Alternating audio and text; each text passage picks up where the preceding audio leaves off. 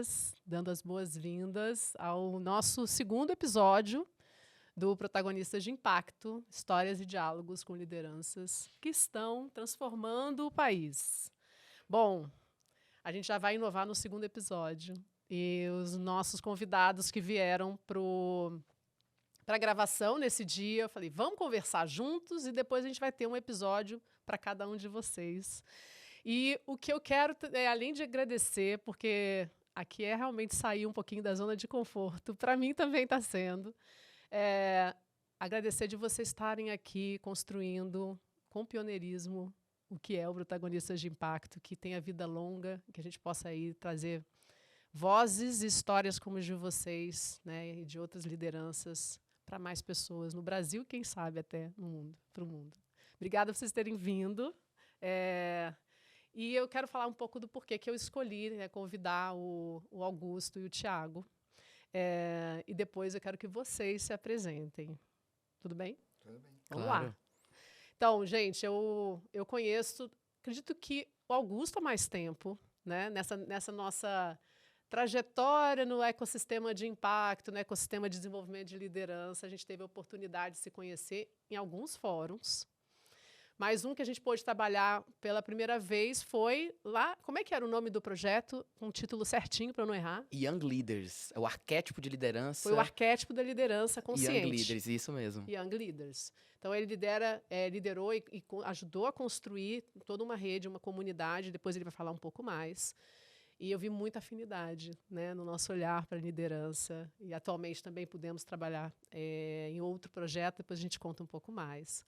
E Thiago Camelo, a gente teve a oportunidade de se conhecer na ocasião do Protagonistas de Impacto, que foi um programa antes de se tornar aqui uma plataforma, e que a gente teve a oportunidade dele ser da segunda turma. Não, da primeira turma.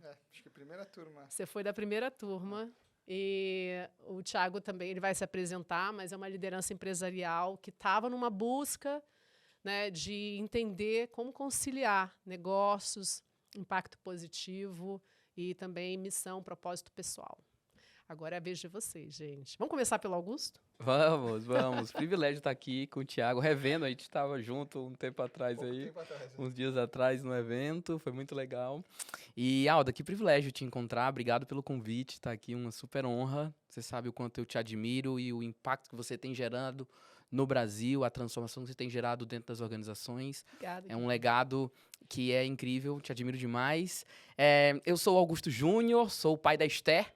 A minha filha está com 1 ano e 5 meses, esposa da Ana Sara. Sou do Ceará, sou de Fortaleza, Ceará.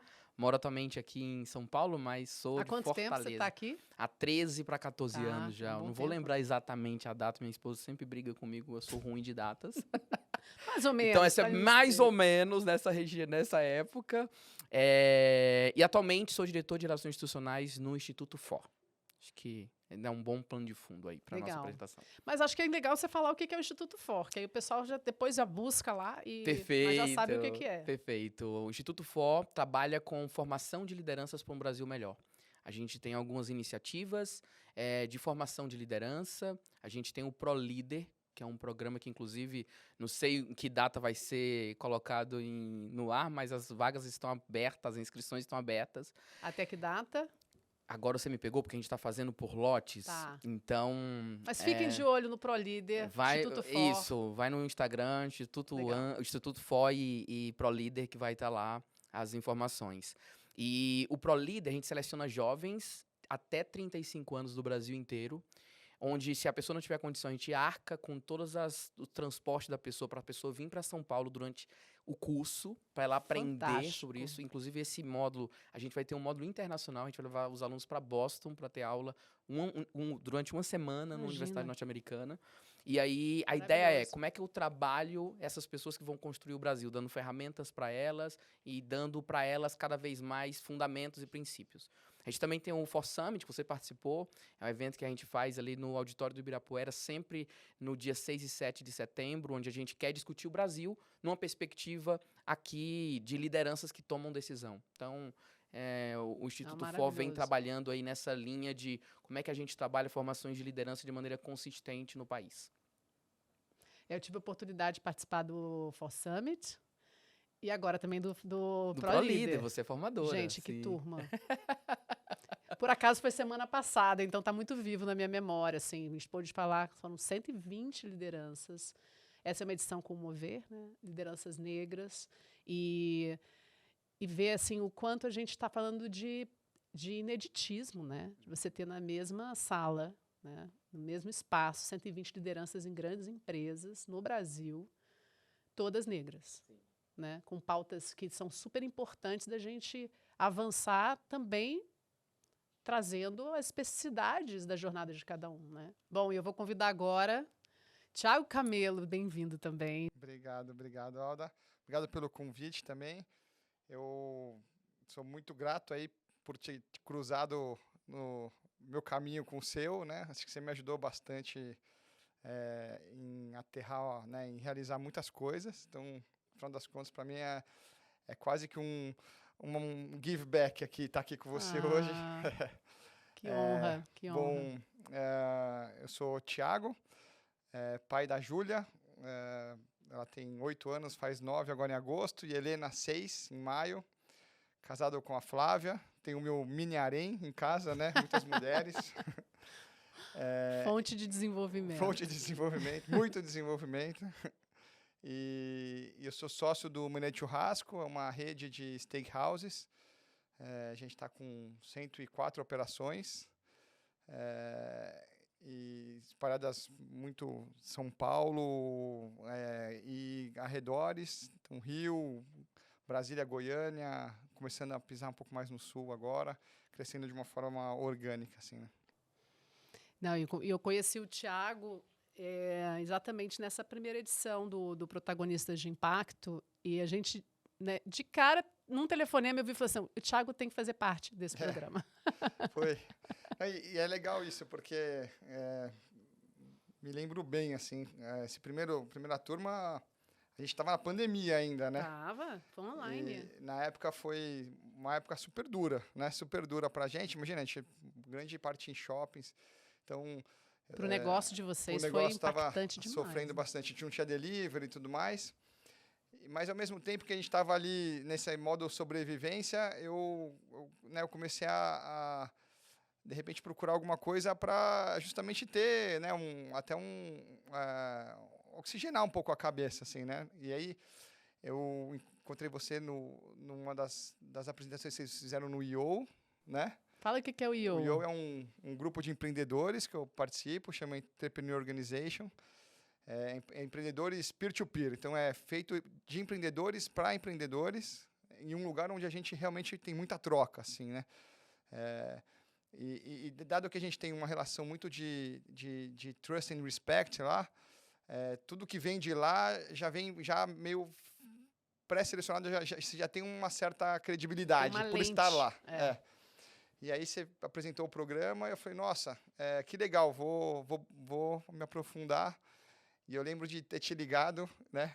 E falar assim, Aldo, eu gostei muito, mas eu preciso entender se esse negócio é para mim, né? Porque no final das contas eu acho que eu era mais novo também do grupo. Você era o mais novo. Deixa eu até fazer uma pausa, assim, para o pessoal entender. Na verdade, o nome Protagonistas de Impacto a gente pegou depois de ter e trouxe para ser o nome da plataforma, né? Dessa plataforma de diálogo, de desenvolvimento de liderança, porque a gente percebeu que ele tinha muita potência e falava diretamente o que se propõe a ser, né?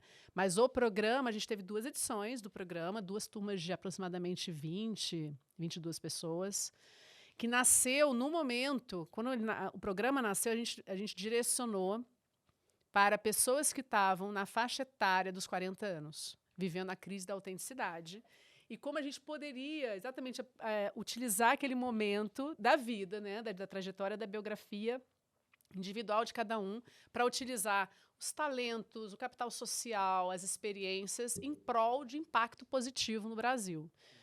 E, majoritariamente, eram famílias empresárias, né? A gente fundou Karen Baumgart, que é uma intraempreendedora e empreendedora nata e de uma família empresária, queria devolver isso para o mundo e me convidou para fazer esse programa, né? E as turmas que a gente formou trouxeram membros de família empresários e também empresários que estavam querendo entender um pouco melhor como é que você estava lá, não só de falar de ESG, né, mas como conciliar, né, um pouco da tua própria trajetória com o impacto positivo no Brasil. E aí, vou pegar esse gancho, Thiago, e até já começar, para a gente começar essa conversa um pouco aqui sobre liderança. Por que eu fiz até a escolha, né, do Augusto e do Thiago como personas, né, para essas primeiras conversas? A gente já teve um episódio com o Paulo Bonef, que é um intraempreendedor e está causando impacto a partir de uma empresa muito grande e relevante como a Gerdau.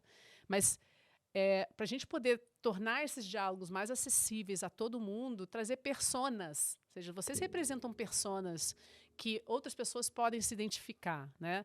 Augusto como um profissional que está atuando no desenvolvimento de liderança e que como você pode trabalhar a liderança, o que a gente precisa hoje falar sobre liderança, né? Como a gente pode trabalhar, fazer do desenvolvimento de liderança, né, também um caminho e ferramenta para impacto positivo.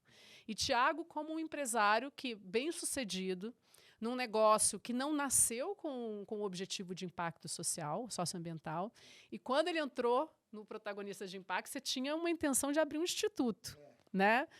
E depois do programa, ele falou, não é esse o caminho, né? Então, eu quero já começar para esse seu lugar como líder, né, como uma liderança.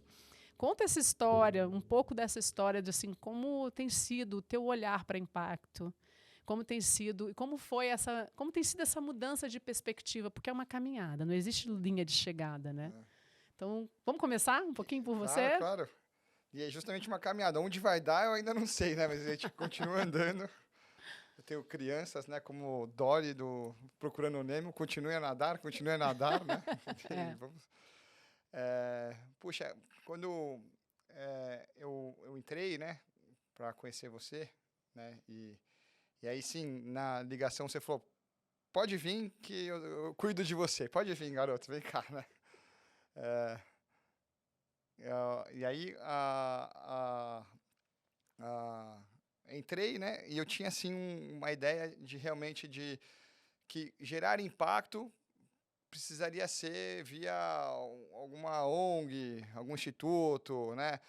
O gerar impacto, e nisso a gente até tem várias ONGs que a gente abraça, né? Porque, no final das contas, o mindset sempre foi muito... Poxa, eu não vou me meter a fazer isso, né? Eu entendo do meu negócio, e tem empreendedores sociais que fazem isso muito bem, então deixa eu ajudar esse cara, impulsionar esse cara e tá tudo certo, né? E para mim a forma de gerar impacto era via alguém, né?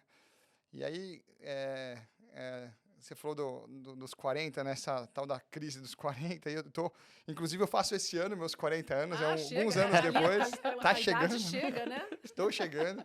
Porque você tinha na época 36, 37. 36, 37.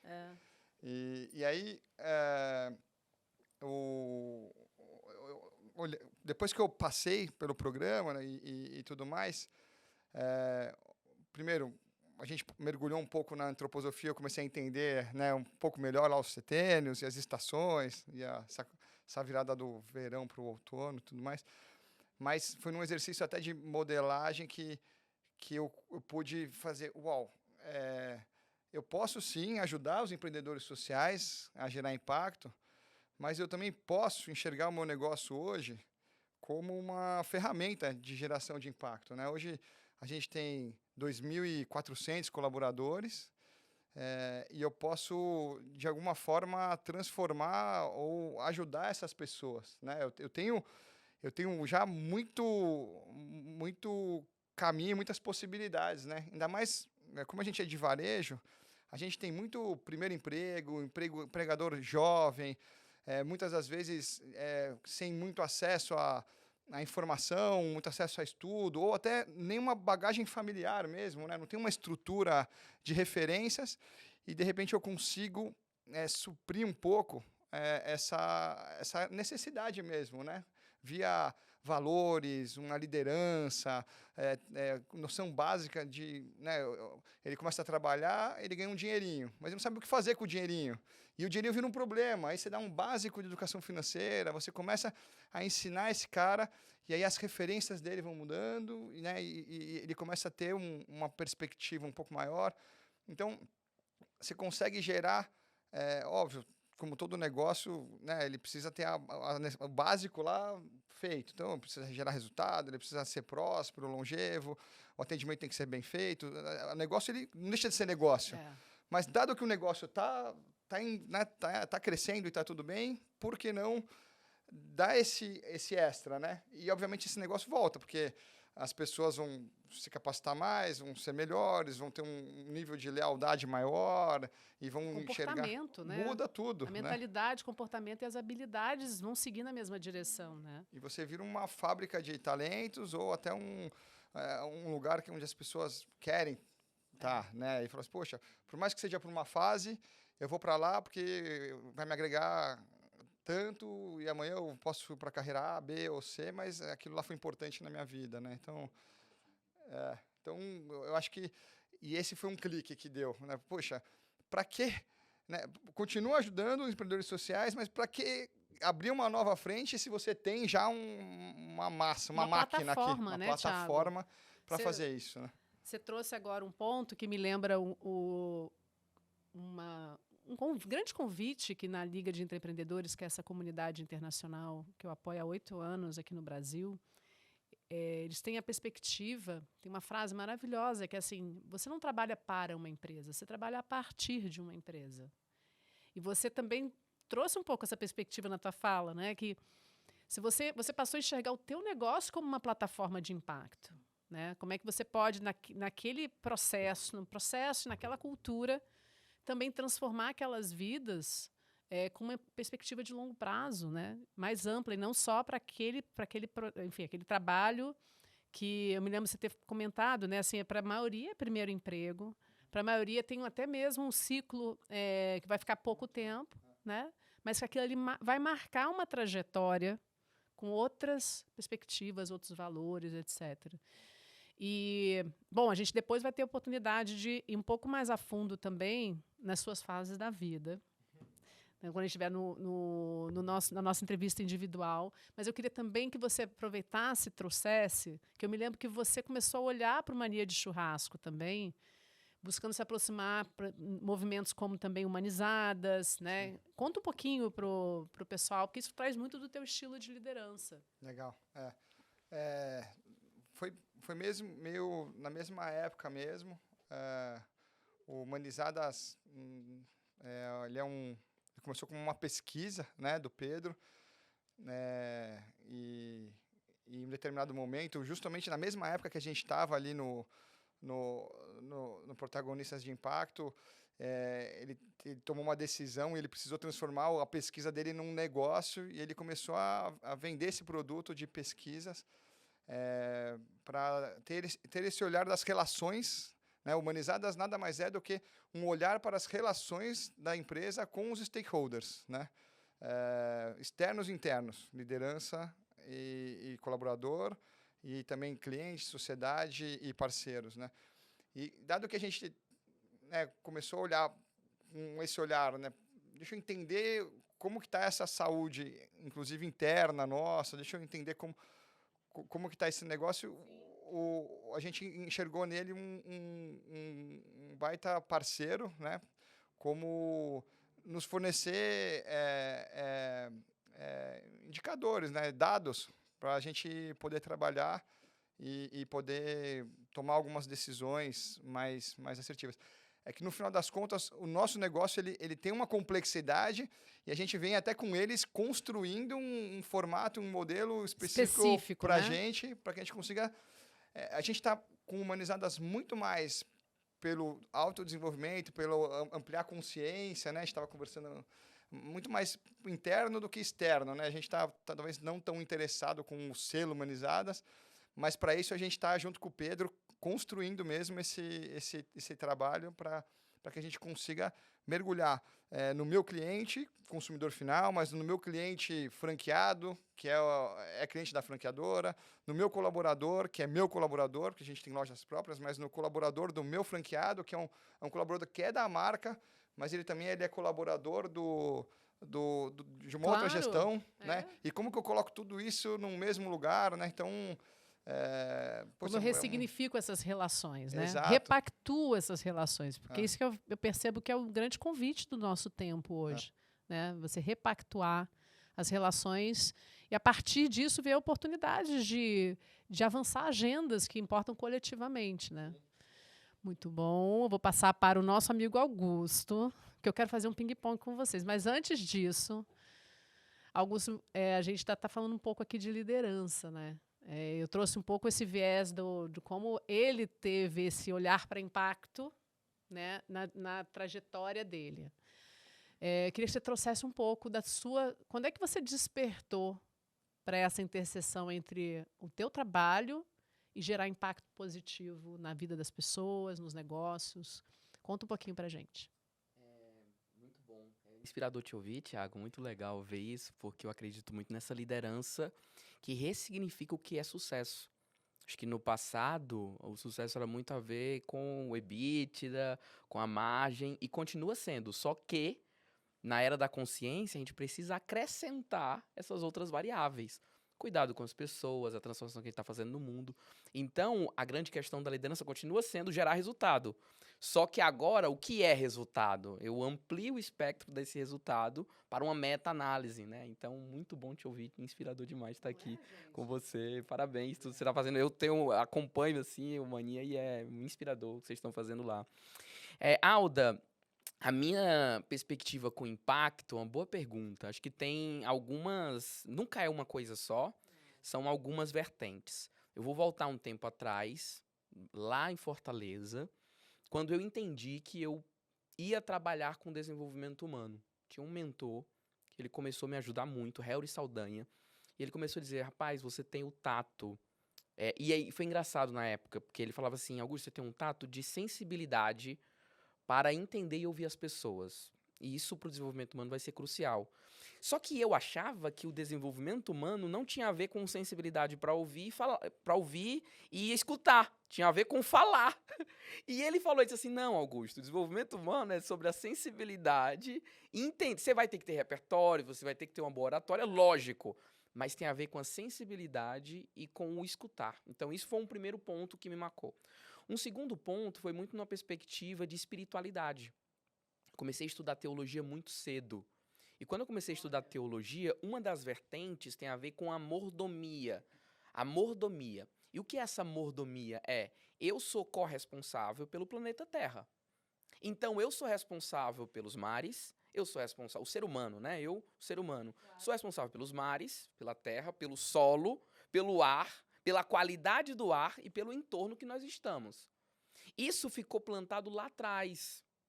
E foi lá na frente, eu descobri, o nome disso era impacto. Na época, só criou-se uma consciência de que, como seres humanos, nós temos 3 responsabilidades. Com a gente mesmo, com o outro e com o meio. A partir disso, lá na frente, eu descobri, o nome disso, então, é impacto. E que convenhamos que o nome vai mudando, né?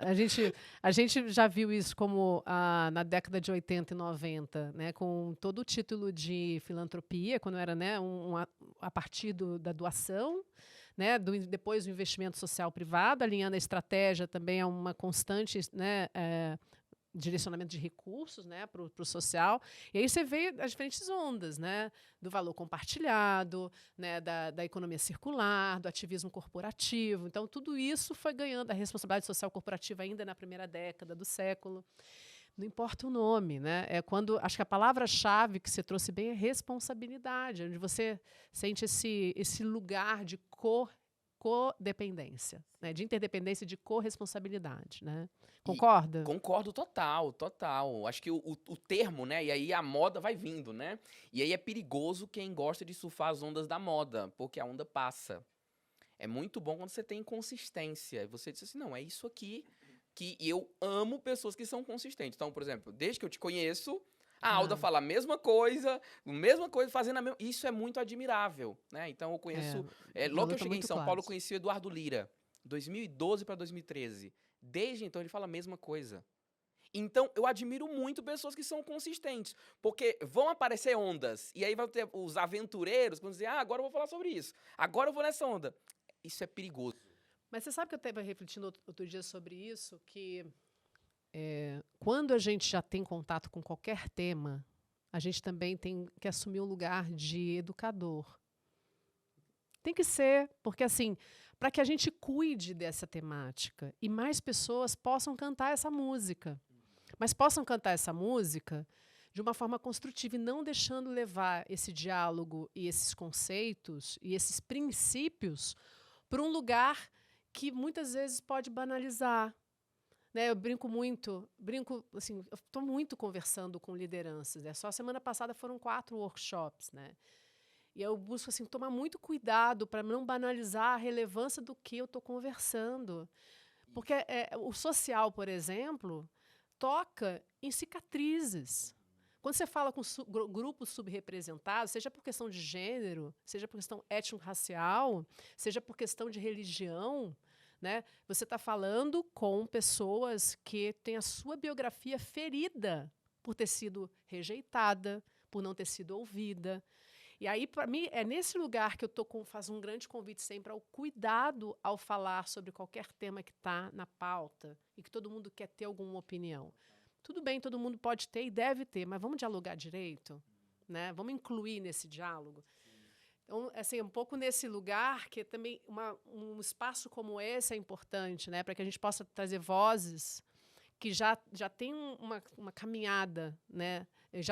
Também já tiveram as suas tropeçadas, todos nós tivemos as nossas, né? Que a gente possa compartilhar alguns atalhos, né, gente? Total. E só juntando, então, só para fechar o ciclo, você falou, né? Então, acho que teve essa questão de um mentor que me ajudou nessa perspectiva do que eu ia trabalhar, essa questão histórica da minha espiritualidade, e aí as redes que eu integrei. Fundamental. Porque quando eu comecei a interagir nas redes, aí eu comecei a dar nome. O nome disso é impacto, é intraempreendedor, é liderança consciente. E aí os termos iam mudando.